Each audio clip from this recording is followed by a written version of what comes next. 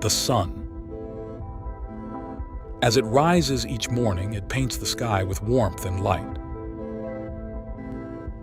It's beautiful, life-giving, and the reason Earth thrives. But behind that golden glow lies a restless star, one capable of unleashing bursts of energy so powerful they can ripple across our planet. Could danger be hiding behind the warm sunlight? Today, we'll uncover the truth about solar flares, separating viral headlines from scientific reality and asking, how much of the threat is hype and how much is real?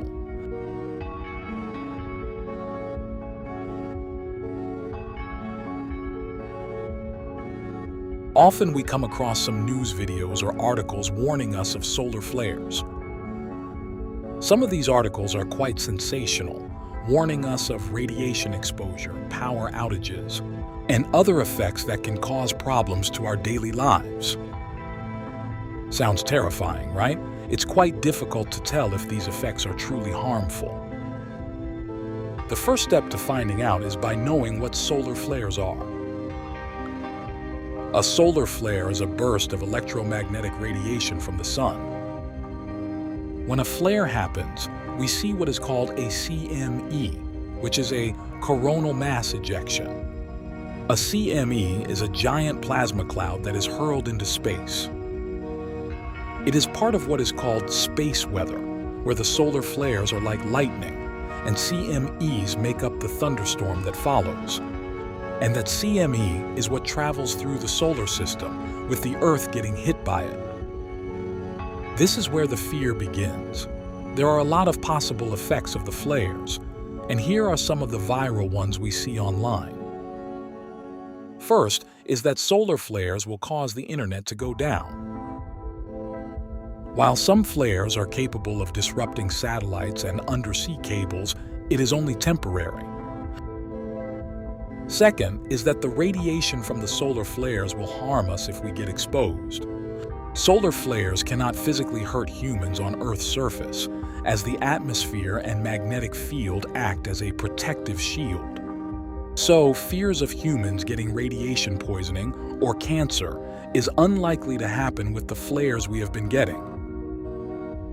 The third most popular rumor is that power grids will go down due to radiation. There are a few geomagnetic storms that can damage transformers.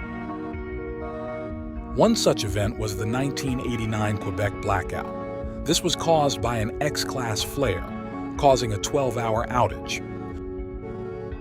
But a global blackout's probability of happening is low.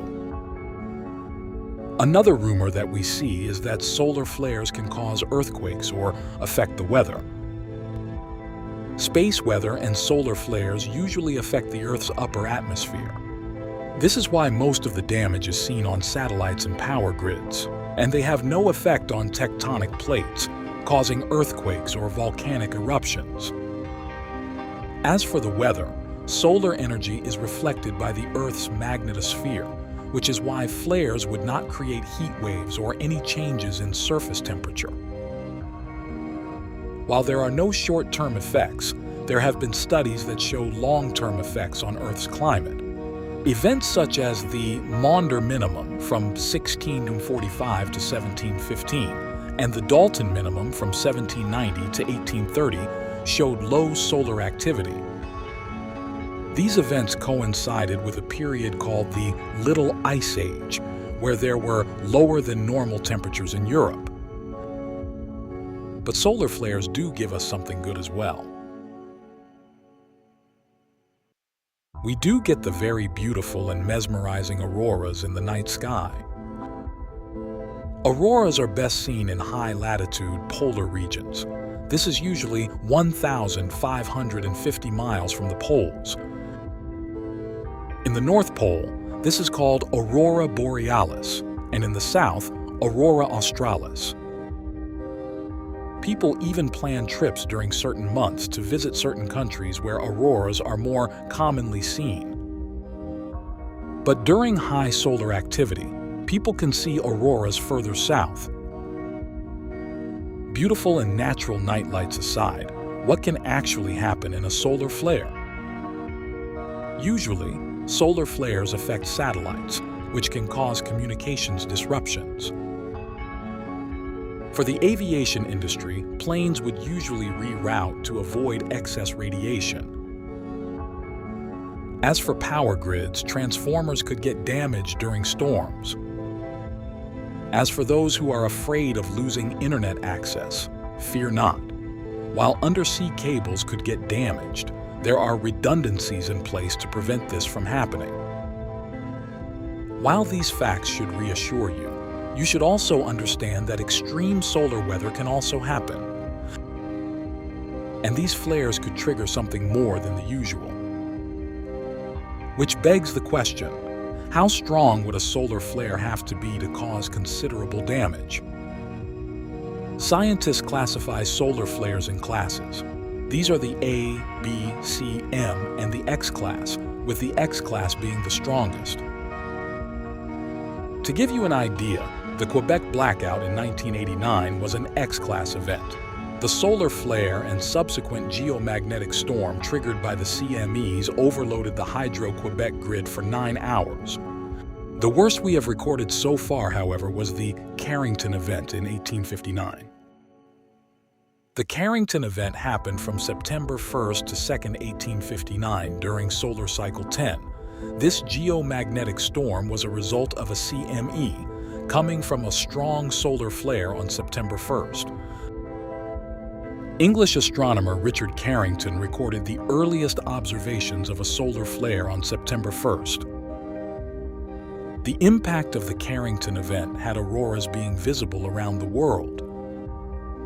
For instance, the aurora borealis over the Rocky Mountains in the United States was so bright that it woke up gold miners. They began preparing breakfast thinking it was morning already. There were also documented sightings in the northeastern United States and even low-altitude areas such as Mexico, Cuba, Hawaii, Japan, China, New Zealand, Queensland, and even Colombia. While this was happening, telegraph systems all over Europe and North America failed. Some operators even suffered from electric shocks. It was also reported that 2 telegraph operators from Boston and Portland were able to communicate for around 2 hours working solely with the current induced by the solar flare. If a solar flare and storm were to happen today, it would have consequences in our highly modern society. The first concern would be satellites. Due to their location, satellites are likely to be the most affected. Another big concern would be access to mobile services. More importantly, GPS could fail and would compromise navigation systems for land, air, and sea transportation. Electrical grids could also be damaged, causing power blackouts. Travelers would also experience flight cancellations and delays. However, solar flares and solar storms at a high level are unlikely to happen. Experts put it at a 15% chance every 10 years. And even with the low possibility, government agencies are constantly monitoring space weather. And if an event were to happen, it will take time before it reaches the Earth, so we will have time to prepare. Common mitigation plans are to shield satellites, rerouting flights, protecting grids, and other similar strategies. So the next time you hear or read something about solar flares, don't panic. Look at the data and react accordingly. Should a strong solar flare is to happen, then do what you can to make sure you are safe. It can be as simple as staying home and disconnecting your electric appliances. And of course, enjoy the light show you are likely to see. Because while solar flares and solar storms can disrupt technology, it won't end civilization.